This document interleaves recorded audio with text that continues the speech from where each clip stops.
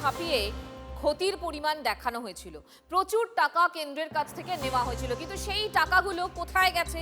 সেই টাকাগুলো গেছে তৃণমূলের নেতাদের পকেটে। আর যাদের জন্য আসলে টাকাটা এসেছিল তাদের অবস্থাটা দেখুন। যাদের হাতে পৌঁছানোর দরকার ছিল টাকাটা, তাদের অবস্থা দেখুন। তারা কিন্তু এখনো সেই ভাঙা ঘরেই রয়েছে।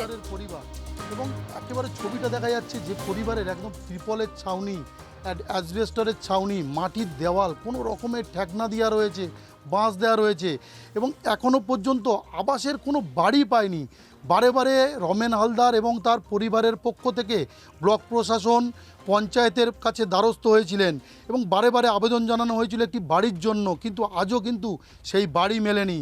এবং পাকা ছাদ না পেয়ে কোনো রকমে তারা এই মাটির ঘরে একেবারে ত্রিপলের ছাউনি এবং অ্যাসবেস্টরের ছাউনি, একেবারে ভাঙাচোরা অবস্থা, ভেলে রয়েছে দেওয়াল, ছিঁড়ে রয়েছে একেবারে ছাউনির যে ত্রিপল, এবং তার মধ্যেই কোনো রকমে রান্না করছেন। সেখানেই গরু, ছাগল, মুরগি সমস্ত কিছুই রাখা হয়। সেই একেবারে একচিলতে বাড়ির মধ্যেই তারা কোনো রকমের দিন গুজরান করছেন। এই আমফান পরবর্তী সময়ে ক্ষতিগ্রস্ত পরিবারগুলোকে ক্ষতিপূরণ দেওয়ার নামে ব্যাপক দুর্নীতি হয়েছে। এই দুর্নীতির তদন্ত এগিয়ে এই জাল কতদূর বিস্তৃত এবং কারা জড়িত এবং কারা গ্রেপ্তার হয় সেদিকেই এখন তাকিয়ে রয়েছেন এই অসহায় বাসিন্দারা। মন্দিরবাজার থেকে ক্যামেরায় সৌভিকের সঙ্গে শুভেন্দু হালদার, TV9 বাংলা। ক্ষতিপূরণ চেয়েছিলাম কিন্তু কাউকে পাইনি। বিশ্বনাথ মেম্বারকে বলেছিলাম যে ক্ষতিপূরণ দেওয়ার জন্য, বলেছি আমি দিতে পারবো না। পরিস্থিতির মধ্যে আমাদের ঘর পুরো উড়ে গেছিলো, শুধু ঘরের পিছন চালটা ছিল কোনো রকম, তিরপলটা ছিলাম, দেনা পাওনা করে নিয়ে আবার ফেলাফেসটা দিয়েছি, এই কোনো রকম আছি। বাচ্চা কচি ছিল, একটা তিরপল চেয়েছিলাম, তিরপল বন্ধ দেয়নি। বলি যে আমরা রাত্রকা থাকবো, রাত্রকা অবধি থাকতেও দেয়নি, যে তিরপল দেয়নি। রাজ্য সরকার ক্ষতিপূরণের উনি ভোট নিয়েছে কিন্তু হাত দেখে রে কাগজ, কিন্তু আমাদের কিছু দেয়নি। আমরা ভাঙা ঘরে এখন কিভাবে বর্ষাটা কাটাবো তাও জানি না।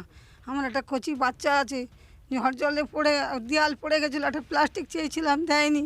সেই বাচ্চাটাকে নিয়ে কোনো রকমে দেয়াল দিয়ে ছিটে পড়া করে কোনো রকমে আছি, এখনও দেয়াল হেলে রয়েছে।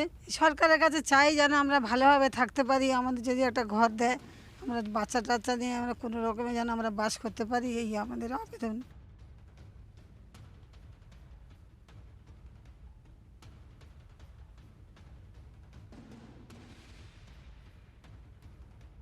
এই অঞ্চল ক্যাচারপুর অঞ্চলের অঞ্চল সভাপতি বিশ্বনাথ হালদার, ওনার ছেলের নামে আবাস যোজনার ঘর এসেছে, অথচ এই ঘরটা আমফানে ঝড়ে উড়ে গিয়েছে, এদের একটুও কিছু দেয়নি।